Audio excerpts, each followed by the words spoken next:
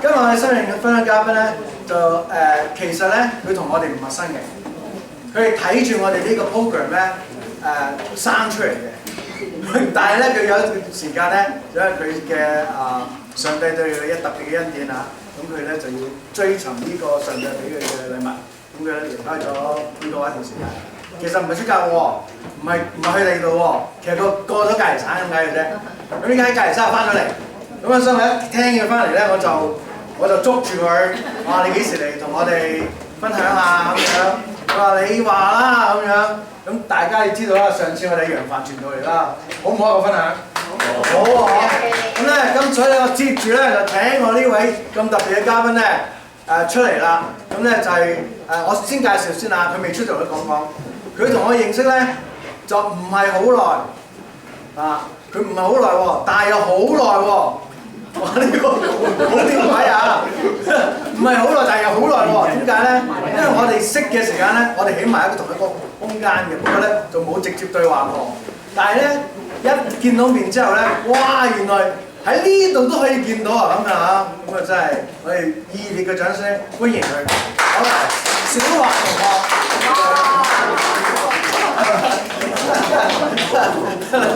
兩位嘅弟兄係啦，咁佢俾你英文名 Barry 係。我啱啱我哋嘅新聞係點咧？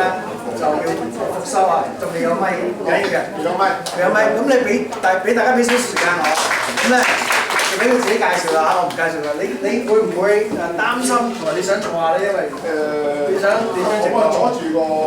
咁你有咁嘅咁英偉嘅咯，好，咁我搞音啦，你可以用呢個㗎。OK。咁你自己介紹，你一講介紹咧嚇親佢哋㗎啦會。咁啊簡單啦，咁啊，我同我關注到其實係小學嘅同學，咁不過喺同一個空間就反而唔識嘅，嚟到就係啦，相逢恨晚啦，係啦。嗱，咁我哋開始啦。咁佢有個今日嘅分享咧係有個題目嘅喎，上帝與我一齊。咁咧嗱，點會突然間有啲經文咗出嚟咧？又唔係講道，又唔係主日學，又唔係查經班，但係咧，我覺得我今日嘅分享要需要有少少經文嘅 back up，因為就咁分享，你只係一堆資料嘅啫，對於你嚟講係冇意義可言。但係透過少少經文咧，你要發覺喺我身上發生嘅事，原來有上帝同我一齊去同行嘅人生嘅喎。嗱，我好簡單嘅啫，我講創世記呢度冇金句㗎，嗱一啲都唔起眼嘅經文。但係咧，我想紅筆間低嗰啲字，大家留意啦。嗱，之前發生咩故仔啊？記唔記得啊？之前人類食禁果犯咗罪咯，或者講啊，未信嘅朋友，你當做錯事啦嚇，做錯事，人類做錯事，上帝懲罰喎點樣懲罰啊？要打發佢出去伊甸園喎，哇！你細路仔做錯事，偷咗阿爸啲錢，去趕你出家門喎，而家登報喎，要同你脫離父子關係喎，係咪啊？唔係，梗係唔係啦。如果係咁樣，聖經得3章㗎咋，創世記得3章就睇完㗎啦。嗱，故事翻去之前，咦，原來上帝係為亞當同埋佢個太太係做衣服。哦，咩意思啊？知唔知咩意思啊？唔知啊？其實我哋中國都有呢啲咁嘅詩歌嘅，我講俾你聽咩意思啊？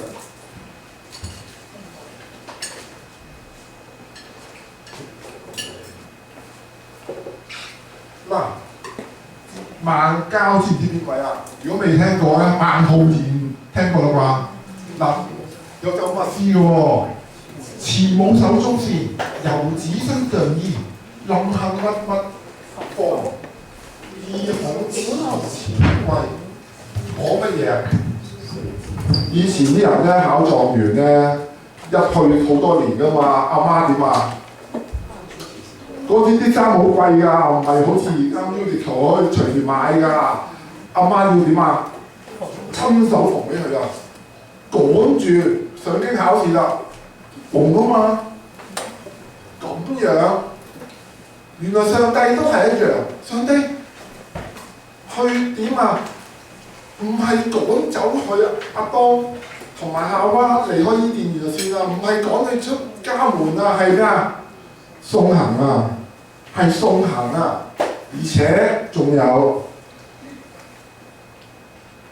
嗱第4章個古仔可能大家唔熟啦，亦都唔講啦。不過我想講嘅係第4章一個兄弟打交，跟住殺咗人啦，個古仔啦。但係個古仔唔講啦，我只係想話俾你聽，上帝係咪趕咗去唔理嗰啲人啊？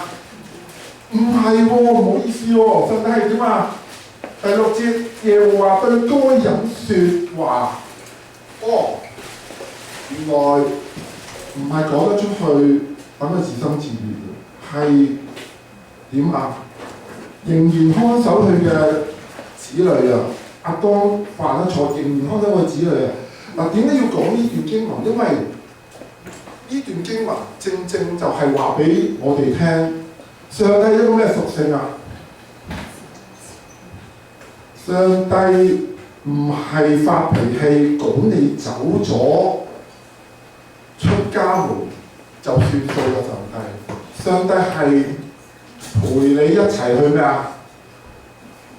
行你嘅人生路，同你一齊去冒險嘅人生嘅上帝啊！所以有呢個經文嘅框架之下，我嘅分享先至係有意義嘅。因為如果唔係，我只係講一堆資料俾你聽，其實同你嘅生命冇任何關係。嗱，原來上帝係樂意與人冒險去探索你嘅人生㗎。就好似你同我人生好多唔同嘅故仔啦。你有你嘅故仔，我有我故仔。我就分享點滴少少呢幾年發生咗嘅事。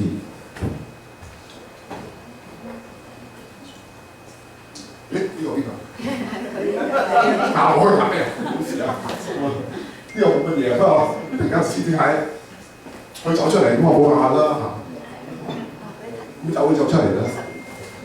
好啦，我哋嘅古仔啊，我同我太太阿 Kevin 喺2021年過嚟加拿大，亦都喺 Vancouver 登陸啦嚇，你可以話6腳啦。咁好多經歷嘅，因為我哋當時都冇任何身份咧，係遊客身份入嚟㗎，咁變咗咧好多迷茫，其實唔知自己都係想點㗎，但係好奇怪啊！入到嚟我哋去揾屋嗰陣時咧，揾到一間好平嘅住宅。唔係好，當然唔係好靚啦，但係好啱我哋嘅，即係出去買餸係好方便啊！都喺呢度附近嘅啫，其實喺非常街附近啊。個業主都對我哋唔錯㗎，其實都係相當之好嘅，好平嘅租。我哋本來唔知點樣去算嗰啲，因為嗰啲住緊 B&B 啦嚇。咁但係好快揾到啦，咁係咪就係咁樣嘅事件咧？唔知。我哋由於有好多行李寄咗過嚟Vancouver 啊嘛，咁我哋由於係遊客身份咧，海關唔俾我哋攞喎，海關扣住我哋啲行李。佢話：你冇理由咁多行李嘅，你作為一個遊客，咁仲要威脅我哋話每日要收200蚊加紙一日去做全倉費，你嗱嗱聲即刻要將嗰啲行李咧點啊寄翻香港，哇！喂，我哋諗住住一段時間喎，唔係諗住嚟入埠喎，咁我哋冇晒啲嘢點搞咧？嗱，太太就幫我哋去攞去嘗試第一次去海關攞啦，嗱得到呢個拒絕嘅答案啦。咁但係第二次嗱就真係好神奇㗎，去翻同一間 office 都係嗰個海關啦，但係有唔同嘅關員喎。咁呢個關員咧就唔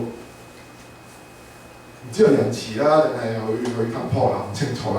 咁咧就太太好順利就攞翻啲行李。嗱，即係我想同你講呢啲點滴咧，好多嘢係我哋控制唔到嘅，我哋唔係我哋可以控制到嘅，好多嘢係喺個環境客觀環境當中咧，我哋完全冇能力去應付，但係卻係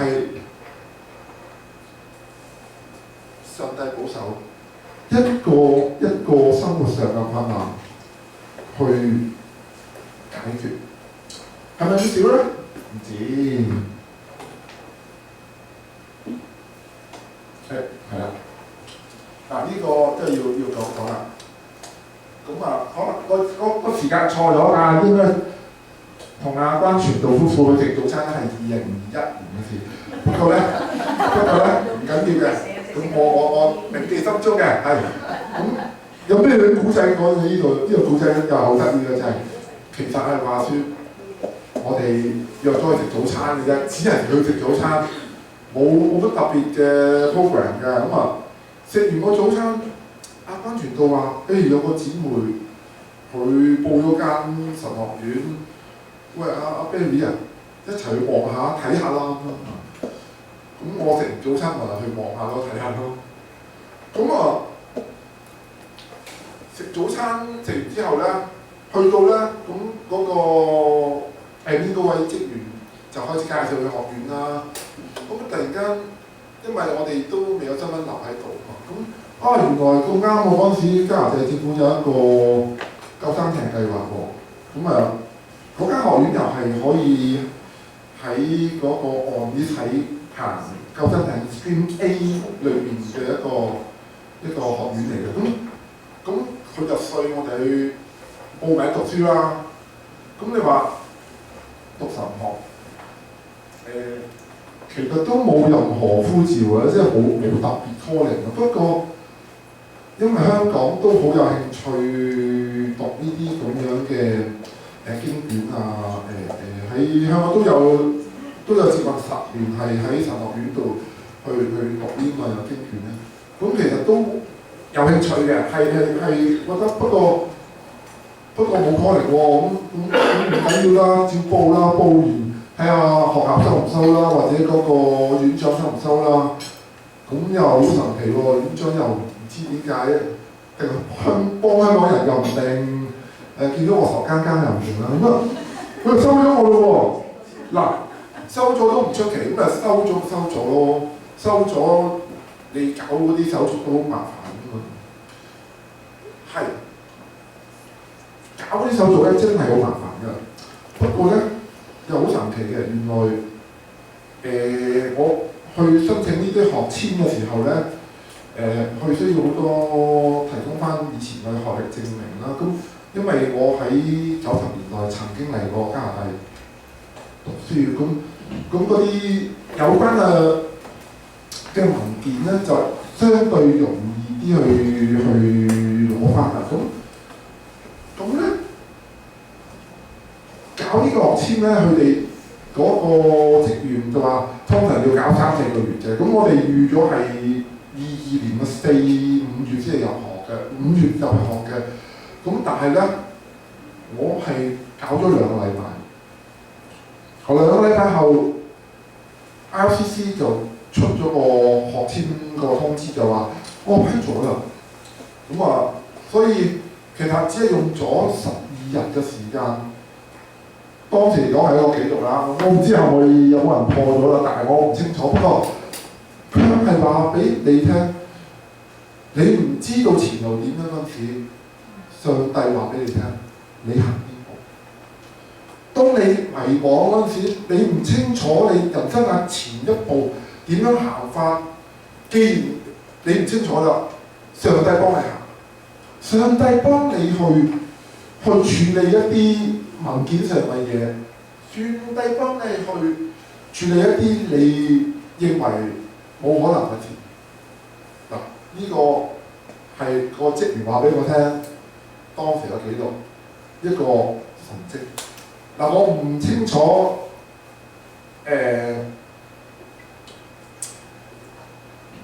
係咪一個好大嘅神蹟對於你嚟講？不過喺我嚟講，卻係話俾我聽一個訊號，一個信號，前路喺上帝嘅手中，唔係喺你同我嘅手中，唔係喺我哋嘅計劃當中。我哋嘅計劃一次一次俾上帝去改變，每一次所行出嘅一步都唔係喺我哋嘅計劃當中。好啦，係咪完啦？22年未啊？2年下半年咁啦，本來住喺溫哥華㗎，但係由於太太佢過咗隔離省一個旅行啦，喺呢個旅行當中，佢又識到一啲新朋友喎，咁啊識到一間 Amble 係一間大學係神學院嚟嘅，不過佢識到一啲神學院嘅朋友，其實只係嗰2個禮拜嘅旅行當中食過1、2次飯啫，但係嗰啲同學咧就鼓勵啦嚇，鼓勵我太太啦，叫我過嚟啦，咁啊嗰陣時講緊功課，其實都好忙碌，但係咁啊太太一日之內打咗5個電話嚟，佢轉校咯。咁當然係有一定嘅好處，因為嗰邊嗰間神學院係有畢業工簽嘅，咁所以我衡量過亦都覺得咁嘅安排都係一個合適嘅，因為其實我哋都有朋友同埋我阿哥喺嗰邊，咁變咗都去專校去嗰邊再讀書咯。不過喺個轉校過程當中咧，其實約咗嗰個系主任 interview 喺網上 interview， 不過嗰日好似係我中咗 COVID。其實佢問乜嘢我唔係好清楚，我自己答咗啲乜嘢我都唔係好清楚。咁你話哇咁我收你啊？係啊，咁啊人生就係咁噶啦。咁黃牧師可能佢就係想幫香港人啦。咁啊就係咁嘅原因，可能基於咁嘅原因咧，咁佢又收咗我喎。咁啊又係一個好快嘅。又係一個好短嘅時間咧，一個報名 deadline 之前嗰幾日子，咁又係好快去處理咗我申請，咁啊好快轉咗去 Calgary 啦。嗱咁 Calgary 係咪一帆風順啊？當然冇可能啦，因為 Calgary 又要去揾屋咯喎，咁但係嗱又有好多奇遇啦。咁我話説就係因為太太過去 Calgary 嗰邊啊嘛，佢有少少拉咗少少同學咧。咁其實嗰啲同學我唔識嘅，不過佢俾咗一個通訊個群組我。咁我哋其實未去 Calgary 之前咧，走去群組問下，喂，其實有冇屋住啫？咁其實啲同學又唔識我又唔識啲同學嘅。不過佢係有一個回覆喎，佢話某處某個人佢有間屋，咁我哋又嘗試去租啦。咁又係好平嘅喎，同埋又係地方好合適我哋嘅，即係個交通又係好能夠顧及到多方面嘅。咁又係一個去租屋好平嘅一個例子。咁係咪就咁完咧？都唔係啊。可能呢個年份有少少錯嘅。咁啊嗱，22年租屋嘅平嘅例子啦，但係後來咧，我哋喺 Carry 置咗業之後咧，嗱咁又係好多身邊好多唔同嘅天使，好多朋友熟嘅唔熟嘅都好多幫助喎。嗱，呢件冬天暖爐或暖爐係乜嘢咧？就係、其實喺之後咧，我哋搬咗屋之後咧，就住 house 啦。咁當時係冬天，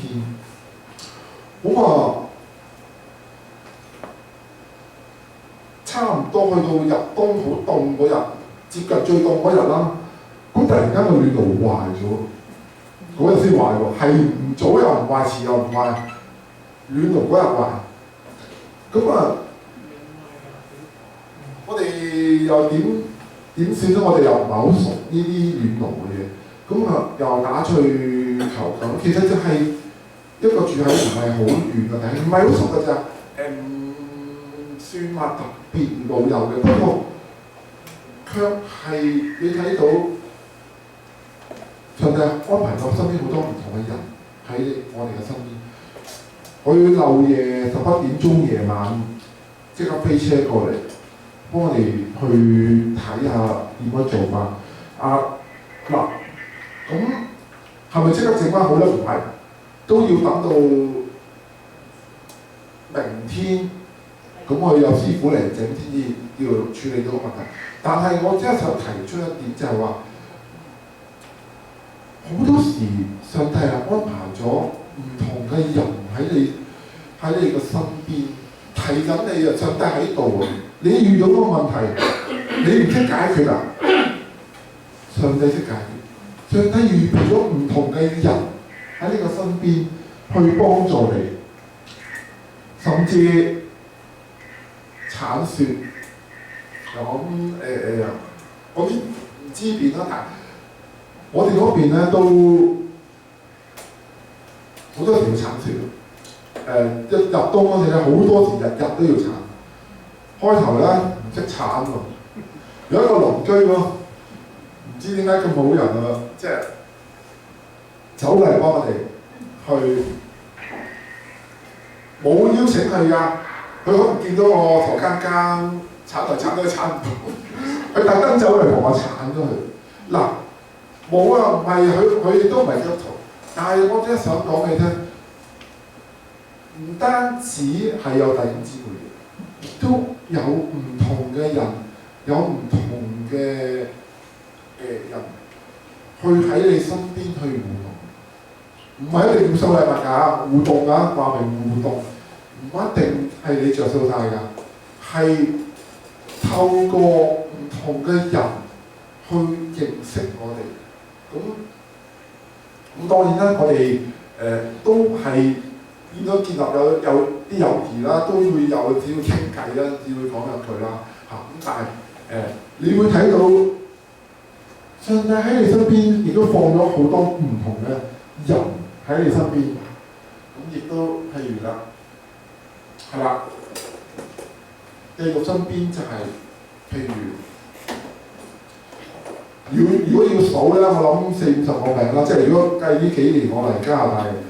幫過我哋嘅人係好多嘅，要數係一張 list 咁長，我唔喺度數啦，亦都唔需要啦。但係亦都睇到唔係淨係我哋接受人嘅，因為譬如有啲人放喺你身邊咧，係點啊？係需要我哋去付出嘅喎。原來太太咧都點樣去？有陣時都會點啊？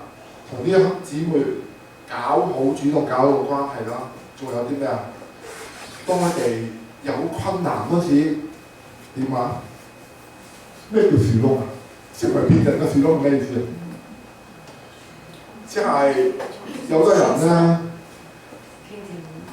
講嘢好困難啊，都唔知同邊個講，都唔知同邊個去傾訴。咁好多時點啊？自言自語咯，對個樹窿講嘢咯。咁但係我哋其實亦都需要嘅，我哋其實需要去成為人哋身邊嘅樹窿㗎，係嘛？我哋唔係淨係收禮物㗎，上帝唔係淨係俾禮物你㗎，上帝係要透過你嘅生命去乜嘢啊？去分享咯，好似今日咁樣分享咯，要講俾人聽，接受咗啲乜嘢啊？上帝嘅幫助，但係亦都要透過呢啲生命嘅細節去講關於上帝喺你生命做咗啲乜，呢個先至係最重要。咁我哋都好慶幸啦，其實都唔係話邊個幫邊個，有時係大家互相交流啦。可能係人哋嘅樹窿，但係有時亦都係點啊？我哋信嗰啲亦都可能亦都揾其他人嚟信啦，唔清楚啦。但係呢啲係雙向嘅，呢啲唔係單方面嘅。咁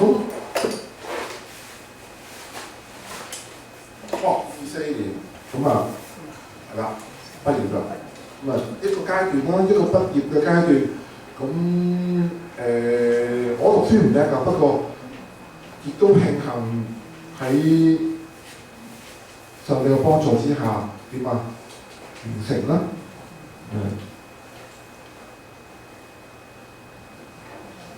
嗱，呢個亦都係要提啦。點解會翻嚟咧？點解要喺呢個 Calvary 生活好好地，就突然間又翻嚟咧？咁啊，嗱呢啲都係有一個原因嘅，就係太太咧發覺咧，原來喺嗰邊嗰個身體咧唔係好適應，係由於 Calvary 比較凍同埋佢嗰個位置比較高啊，空氣係稀薄咗嘅。嗱咁樣對於佢嚟講就有啲困難，因為佢嗰個血個氧含量咧唔夠啊，好多時都會有啲氣促同埋心翳，仲有啲心律不正嘅情況。其實我自己都有嘅，不過我就唔係好覺啦嚇。咁嗱，有咩好處啊？梗係好處咯。如果冇發現呢樣嘢，繼續喺度生活，咁可能10年、20年後，我太太嗰個機能會比其他人衰退得快好多個心臟。但係及早發現都好啦，因為知道有咁嘅原因都好啦，所以決定翻嚟一個暖啲嘅地方生活。咁啊，我哋決定翻嚟咧，其實係今年4月嘅時，其實係好點講啊，好突然嘅，亦都不過唔係話冇預兆嘅，因為亦都睇到一樣嘢咯，就係、太太嘅阿嫂咧，佢係亦都嚟咗加拿大，亦都係生活咗一段好短嘅時間，但係咧佢身體抱恙，好有急病啦，急病即刻翻咗去香港。嗱咁啊，啟發到我哋對於我哋嗰個對自己個身體嘅警覺啦。哦，原來一有問題咧，其實要盡早去解決，盡早去處理嘅問題。嗱咁啊，4月決定翻嚟咧，嗱咁亦都有好多唔同嘅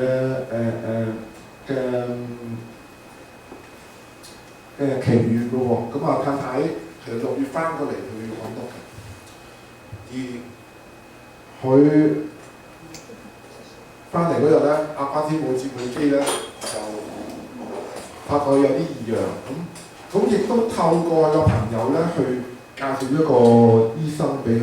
嗱，咁呢個醫生亦都似乎係教我太太即係夾到咯，大家夾到咯，所以去處理佢嗰個身體嘅問題咧，而家個狀況係向好嗰方面好轉啦，即係冇咁多個心翳嗰個情況。而呢啲境況咧，嗱都呢啲咁嘅息怒，呢啲咁嘅事件，亦都繼續啟示其實呢個決定，當我哋唔識去做決定嗰時，或者係我哋唔知應該點做決定嗰陣時，嗱上帝都會俾一啲息怒俾你。原來有啲嘢已經為佢安排咗，有啲嘢係會為佢去安排啱嘅醫生俾佢。所以每一個生活嘅細節其實都係好多上帝同你嘅對話，好多啟示俾你。咁當然啦，要靜心坐喺度慢慢去 review 或者去檢視啦。但係我哋都學習一樣嘢咧，就係透過不斷喺個生活當中。咁啊嗱，4月去到7月當中，其實好短時間啦，要搬省，要揾行李，各方面都係都唔係一個容易嘅事，但係好多客觀因素嘅配合之下咧，我哋喺7月頭就翻返嚟生活。嗱，咁啊，我要做一個我嘅古仔就講完啦，但係我想回應多一句啫。嗱，咁呢度首尾呼應啦。頭先講上帝係呢個咩上帝嘛？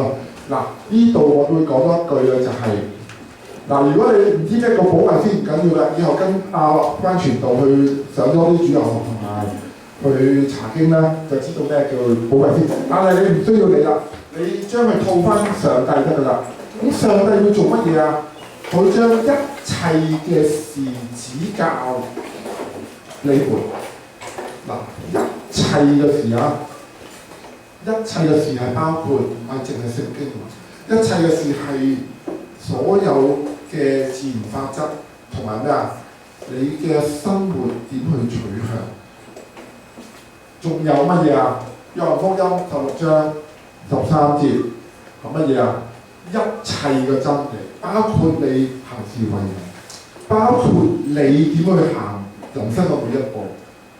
嗱，咁咧，所以咧就講到呢度，就一個結論啦。其實上帝其實係會點啊？唔單止創造我哋每一位，而且仲好了解我哋每一個人不同嘅需要，比起你自己更加了解你自己。仲有乜嘢啊？佢唔係抌低你唔理嘅上帝啊，係與你不斷同行，邀請你呢個咩啊？最後嗰句認識佢更多。好啦，咁啊，時間我諗應該都完啦。睇下我同你講今日好多好深入嘅人生嘅俾你諗嘅，其實你多唔多謝？我多謝佢俾緊呢個事。咁你嚟到咧，我哋有 Q&A 嘅時間，但係咧時間關係咧，我哋嗱都係好似上次咁3個問題。你唔問咧就由佢過㗎啦，你問咧你就知多啲嘢。不過頭先阿 Barry 咧就俾你哋咧，點解會停頓個位咁多咧？因為佢講緊嗰件事，其實帶緊你入去睇緊上帝喺佢生命裏邊做啲乜嘢。你睇見好輕鬆嘅咧，對於一個需要嘅人嘅時候，嗰個係災難，嗰個係災難啊！好似行李，好似話佢有病，佢話讀書點樣留低呢？我哋如果安定咗喺加拿大，我哋感覺唔到。但係大家都回想翻自己嚟嗰陣時咧，你即刻知道裏邊會生一個嘅回應啊，係咪啊？咁我哋俾掌聲邊個啊？上帝啦！好，呢個咩時間啊？3個。有冇弟兄姊妹有問題要問嘅？你聽唔清楚嗰方面嘅？聽咗啦，想問就問啦。哦，等等，我俾個咪。我想問下你到境嘅時候，你話旅遊㗎係咪啊？即係嚟短暫啦。咁你而家成為一個或者係可以喺度住嘅，咁喺個過程係咁容易定係點啊？唔係容易㗎，一啲都唔容易㗎。其實係點講咧？因為當時我諗大家都明白香港個環境，咁變咗其實有第二個選擇係去英國嘅，不過當時好奇怪就係只係批咗我太太係被批嘅，咁所以變咗我哋喺加拿大其實都係去觀察下、觀望下當時嘅處境係點，即係有機會係離開嘅，係會去英國嘅，所以冇㗎，人生就係咁奇怪唔係你話你計劃就可以批，其實上帝有自己嘅心意，只不過我哋回想翻，我知道上帝原來想我哋咁樣行，即係我有我嘅計劃，但係多數都改嘅，多數都改嘅，你有冇第二個問題？你等我諗。你3秒鐘，如果冇 pass 落去啦，你去第二度喎，你冇問題添。2個問題，有冇？係。咁譬如我問啦。我想問。哦好。即係嗱好多個變動啦，呢個內心會唔會係好掙扎或者係好即係唔多唔少都有啲懼怕，因為好多變動啊嘛。一定有。人生你話，你都可以咁講啦。上帝喺我生命中做過好多嘢，所以有啲人你會知道可以大約點去做嘢嘅，即係譬如等候呢啲一定係嘅，冇話唔等候嘅。會唔會好煩呢？我哋有陣時都會有啲困難，即係譬如有時太太有一段時間冇工簽，佢喺真空狀態，都好疲累。不過我同太太都係有經歷過上帝以前嘅帶領嘅，咁會摸到上帝其實好多時唔係跟我哋嘅時間，亦都唔係跟我哋嘅心意。好多時行佢條路係佢突然間會開路，好似頭先講嘅受害院事件啦，好似去攞行李事件啦，咁你控制唔到，完全我哋冇辦法去控制嘅。咁你問我喂，你話200蚊一日，如果等60日，可能已經好多錢啊嘛，去攞行李，好多你係冇辦法去預料嘅。咁你繼續行咯，但係上帝卻係一個一個開路，佢俾息路你。其實佢教緊你行，即係用簡單啲，我哋唔識行啊嘛。佢用事件同我哋對話，佢教緊我點樣行，佢想我哋行嘅路啊嘅心意。所以譬如身體有狀況，係咪佢想我哋過嚟咧？我覺得係咯，即係你唔早啲處理，唔早啲發現有問題，你繼續喺個凍嘅地方，咁我太太咁個機能話繼續差落去，你唔知㗎，一路去，咁你身體越嚟越差咯喎，咁發生咩事我哋唔會知嘅，所以你咪順住嗰個你同上帝嘅認識咯，所以佢好多時我哋需要嘅係去 review 我哋嘅人生。我哋成日話要感恩，點樣感恩啊？我哋去反思我哋人生，其實你有得反思，你先至識得去感恩。多謝 Barry 啊，其實佢喺度做緊一個神學嘅反思同大家嚇，你又明白到好多。我唔係話其他嘅分享嘉賓唔好啊，佢就解釋埋俾你聽，連我回嗰份佢都做埋，即係咁樣。好，最後一個問題，有冇問題？最後一個。有冇人想問啊？或者我啦問啦嚇。低於你個題目開始話上帝同你同行，我睇見好多事情發生都唔係你計劃當中。我諗大家都感受到好多時就係神一步一步帶住你走，但係你點確實感覺，即係你點認知到咧？喺未信，我好相信有啲未認識耶穌基督嘅朋友咧，佢話我睇唔到、聽唔到你講神。其實喺你當中，你又點聽到神同你嘅對話咧？其實我係即係叫做大家做個回應啦嚇，即係 Queen 亦都啟發到啦咁樣樣。因為而家其實呢個資訊啦，好多唔同嘅資訊，咁我哋可能尋求一啲即係引導嘅成啊。其實就算你話教友之間都有好多唔同嘅信息或者好多嘅意見。咁其實要抱啲咩心態啊，或者係點樣樣咧去堅守，即係堅信係話主耶穌話會帶領我哋啊，或者到時有啲乜嘢嘢挫折啊，或者乜嘢嘢，我哋要點樣樣要抱啲咩心態咯，咁樣樣去繼續嗰段信主嘅道路啦。嗱，我嘗試去答，因為冇標準答案。不過我覺得可以分開兩個層次嘅。第一個層次就係好大件事，人生好大件事。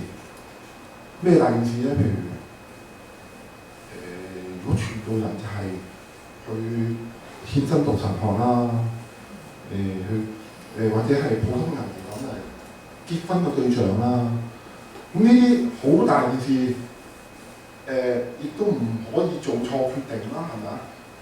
咁呢啲點樣去睇咧？就係、通常咧，我個認知咧就係好重複嘅。上帝俾你嘅信息係好重複嘅，唔會話一次嘅，好多次嘅，好多時會不斷提你要做嗰件事。譬如侍奉咧，我相信關傳道都會好明白呢樣嘢啫。佢有啲人會特別上心啲，有啲上帝唔係叫佢做咧，冇咁上心，一定係嘅，個個都係嘅，即係每一個人都有唔同嘅職責嘅。咁同樣啦，咁好大嗰啲，我哋係反而容易喎，即係好重複嘅喎。我嚟加拿大其實係嚟自一個好重複嘅信息，係困擾咗我一段時間。我亦都同太太商量過，古仔唔講啦。咁但係嗰個唔係一時衝動嘅，唔係淨係，而且個決定係違反咗我平時諗嘢嘅方法嘅。我其實我簡單啲講就係、你叫我移民，我係唔想嘅。正常嘅時候，但係嗰次係好特別嘅，所以我唔想再提啦。我只係想話俾你聽，有一啲嘢仲可以講多一樣嘢啫。我以前侍奉嗰個侍奉咧，其實正常情況係唔想做嘅，因為我以前喺香港係要負責教主日學。正常情況咧，我係好想去深圳玩嘅星期六，即係我唔係諗住去查經，用10幾20個鐘頭去研究嗰啲聖經嘅。但係呢啲你話呼召，你話係信息係好重複嘅，不斷去困擾你嘅，不斷去係喺你嘅腦海中浮現出嚟嘅。咁我相信係亦都合乎聖經啦。咁我相信係上帝嘅呼召又好，帶領又好啦。咁有啲咧就無傷大雅嘅。咁無傷大雅咧，就好似頭先我哋成日講嗰樣嘢啦。我諗完之後，上帝冇講喎，照做，但係佢改咗喎。明明兩邊都申請嘅，咁你呢邊唔批，咁我去嗰邊咯。咁人生就係咁噶啦，冇講到你咪試咯，你咪求咯，你咪繼續去祈禱咯。佢唔講啊，唔講你咪行咯。咁你嘅每一日都喺度做緊一啲信心嘅工作噶啦嘛。其實日上帝唔會同你日講嘢㗎，唔會日都有神蹟㗎。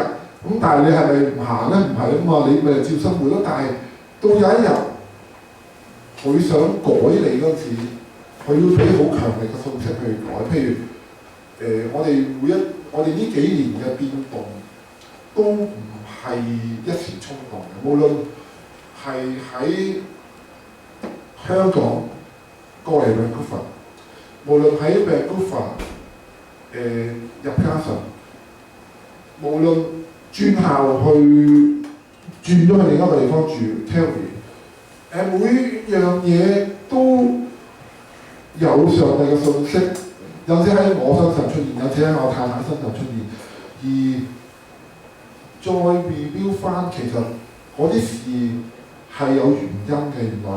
原來講多少少啦，因為我有個哥㗎，咁佢我同佢即係兄弟關係，我唔係同佢好熟，因為佢好早細個就已經離開咗屋企喺加拿大生活。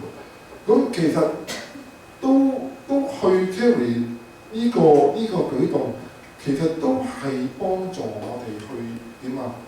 互相認識啦，因為真係好似朋友冇關係嘅，你冇辦法太過生疏啊，太少接觸啊，咁冇辦法㗎。咁但係透過呢啲咁樣一點一滴，其實我哋睇翻轉頭，我哋回望翻嗰啲事咧，唔係冇原因嘅，唔係無端端叫你過去嗰邊生活，咁完成咗一個環節一個責任，咁離開亦都我哋兩個人係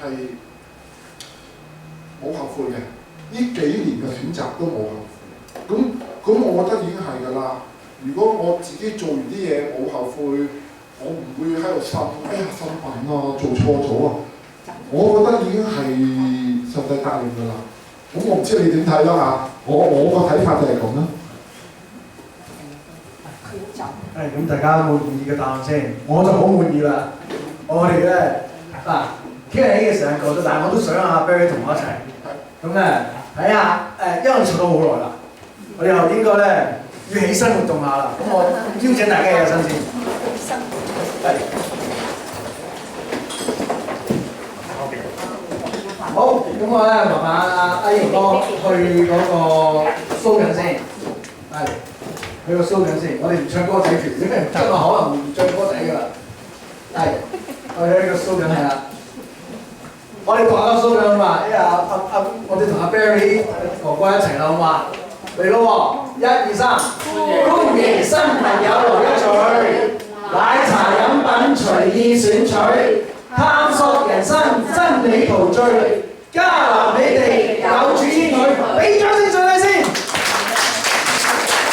今日我回應個題咧，都好似上次咁啊，因為我哋盡量俾啲嘗試俾啲嘉賓咧，盡量講句，等你哋明白，等你對解釋佢嘅時候咧，你好明白上帝做緊啲乜嘢。我個回應題咧，我同佢冇夾㗎，我哋聽過佢叫我講嘅時候，喺我心裏邊神你教，因為阿 Barry 頂咧，佢就係一個好認真嘅人，先佢同你哋講嘅時候係好認真啊，逐個 point 等你聽清楚、諗清楚先去第二個 step 嘅喎。係一個邏輯性一路推落去，冇漏罅嘅喎。我回嘅就我聽咗，我冇睇㗎。今朝我先收到，唔好意思啊。今朝我先收到個炮火，我點做咧？今朝都仲喺神學院度上堂。原來上帝頭先你講㗎啦，佢講唔係我講㗎，因為Joyce 問呢個問題，佢講緊移民呢個就點樣去證實嘅時候，佢講咗啦，突然之間嚟。唔係平時咁嘅喎，原來今日嘅點題就上帝話俾我聽，你要咁樣講俾大家聽。上帝對佢呼喚，上帝對佢呼喚，係唔該。好快啦，我哋因為你聽到都知㗎啦。撒母耳記3章10節，我哋睇一睇，一直講好唔好啊？耶和華又來站像前3次呼喚說：撒母耳啊，撒母耳啊！撒母耳回答說：請說，僕人敬聽。等等，我哋好熟㗎啦。如果你有去過教會，聽嗰度呢個嘢，你唔會唔識嘅。撒母耳點樣俾神叫夜晚瞓到半懵懵鬆鬆，以為佢個師傅以利，你叫我做乜啊？我瞓到好開心咁啊！你叫我嚟做咩啫？咁樣。呢第3次佢再去問佢，第2次再問嘅時候，以利已經好醒啦。佢係祭司嚟㗎嘛，佢要關注我㗎嘛。哇！知道有嘢到啊！嗱，你要咁樣講，一個跟神嘅人會突然之間醒翻起，喂，咁特別嘅事，即是Barry 你平時都冇，突然之間嚟嗰樣嘢，原來神 call 佢，神呼喚佢，唔該。呢個係原文嘅咩本，可以查下。我但係去後面第二章，我 highlight 咗啲字。呢個係對今日特別咧，對我哋啲跟緊神嘅弟兄姊妹咧，話俾大家聽啦。同埋咧，經常去教會嘅弟兄姊妹咧，我哋都話俾佢聽啦。呼喚啊！我哋頭先講咗啦。但係以利教佢嗰個僕人敬聽呢兩個字咧，喺原文原來咧，聽住喎，唔係我哋咁諗話你好敬畏神係啱㗎嚇，敬呢個敬就敬畏神係啱嘅，對神有一個嘅尊重，好留心去講嘅嘢啱嘅，呢個係意思，亦都喺呢個裏邊聽著嗰度有嘅，好留心聽上嚟講。但係呢個字如果係動詞嘅話嘅時候咧，你即刻睇到一件事。你做緊嘢喺度聽緊嘅，明唔明咩事啊？你做緊嘢，你聽緊，即係呢個生命嘅過程裏邊，你唔係唔識神㗎。你喺認識神嘅裏邊，你聽清楚上帝對你講乜嘢，你要聽清楚上帝對你講乜嘢，你要係因為你嘅生命行緊喺度，你係要去做嘅。原來後邊有咁嘅意思，你係要去做，唔係聽完好似啊。跟住你哋講啦，你聽完你咪試咯，冇話冇反應㗎。我哋大家知道㗎，通常咧教會就向整個世界係咁講嘢㗎，大家世界聽唔聽嘅咧，我唔講啦嚇，呢個留翻先，因為俾人告啊，如果咁講。而家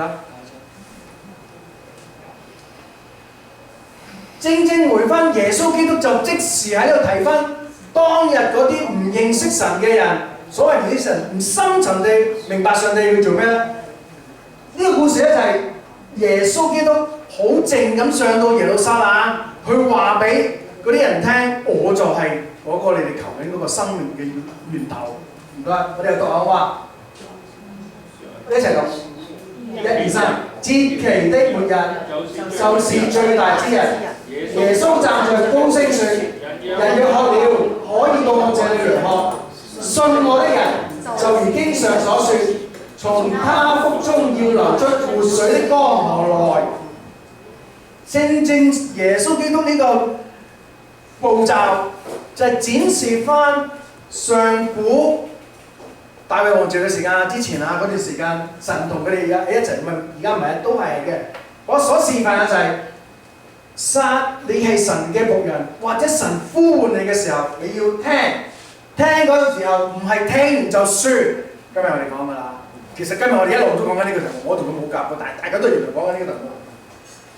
你要聽完之後要做，信我的人就如經上所說，你信咗耶穌，你跟實啦，你冇唔對佢冇反應啦，佢就會俾啲影響啊！你喺你嘅生命裏邊，佢腹中意識其實喺佢裏邊流出活水的江河，即係話你嘅生命裏邊有永恆嘅質量喺裏邊。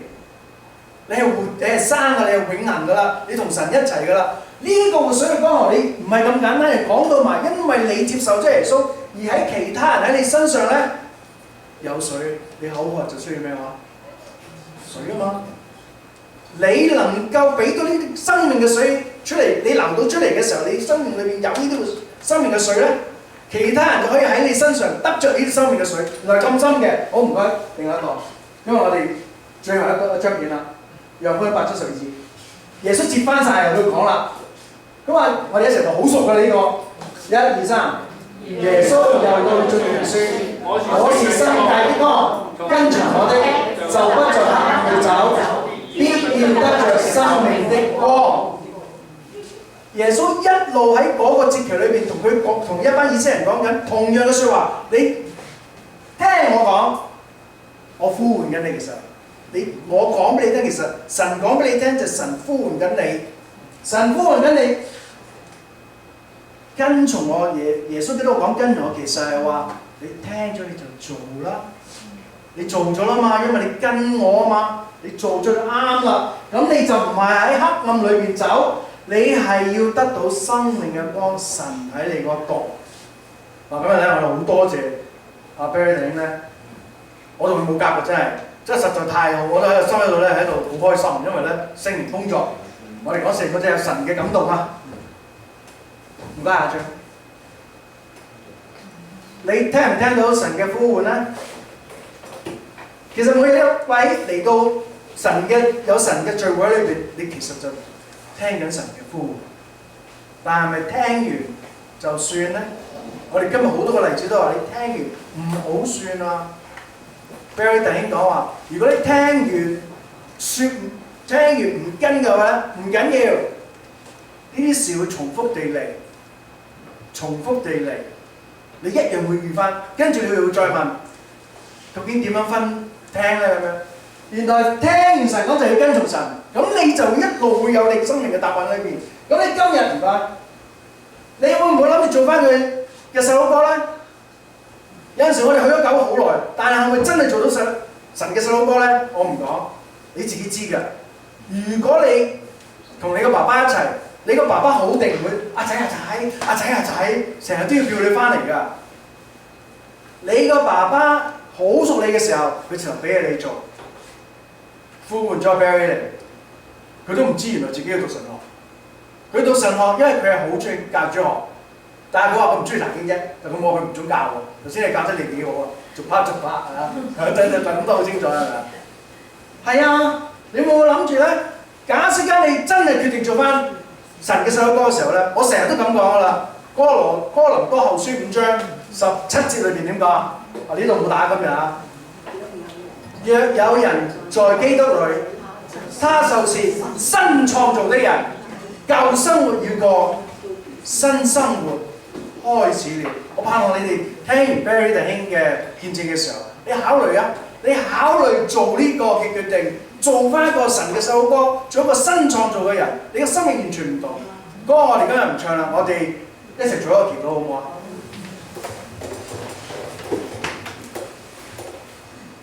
如果在座今日聽到 Barry 弟兄嘅分享見證，你體會到你人生原來神帶咗你咁耐。原來我一路都唔聽嘅時候，原來我錯失咗好多機會，錯失咗一個新生活嘅機會。如果你有咁嘅決定嘅時候，我哋恭喜你！請你跟我哋做呢個日嘅禱告。愛我嘅天父上帝，基督耶穌，聖靈保惠師，我承認我係一個罪人，我嚟到你嘅面前，我求你親自嘅接納我，饒恕我嘅罪，讓我能夠被你所潔淨。能夠翻到神你嘅面前，成為你寶貝嘅孩子。求主你親自嘅幫助我哋，叫我哋真係喺你面前，因為願意跟從你，我哋得着永生。因為藉着基督耶穌你喺十字架上邊成就嘅救恩，我哋感激你，亦都多謝你。求你自己親自嘅幫助我哋，讓我哋跟從你嘅就背起你嘅十架。多謝主，祝福我，祝福我家人。又有咁樣祈禱嘅弟兄嘅朋友，你新決志嘅朋友，我哋恭喜你，我哋喺心裏邊繼續為你嘅祈禱。又係弟兄姊妹，你喺你嘅人生上邊仍然有好多嘅困難，好似睇唔到出路咁。呢啲事情我哋都盼望你喺佢禱告裏邊交俾神。好似 Barry 弟兄講，唔係神會3朝2日同你俾你一個你好滿意嘅答案，但係神會改到你，令到你會睇到佢嘅恩典喺你身上邊。我哋多謝你，多謝你喺阿 Barry 弟兄裏邊，佢有咁多嘅經歷，讓佢更加確實。主你點樣呼喚佢？我求主你親自幫助我嘅朋友，我嘅好同學，佢喺尋找佢嘅事奉上邊得著你更加嘅光照，讓佢生命裏邊能夠令到更加多人認識你。因為基督耶穌你話認識你嘅、跟從你嘅有活水嘅光芒喺佢生命裏邊，令到更加多人得著生命。我哋多謝你，聽我哋喺你面前同心合意嘅禱告，奉你愛子基督耶穌嘅名字祈求。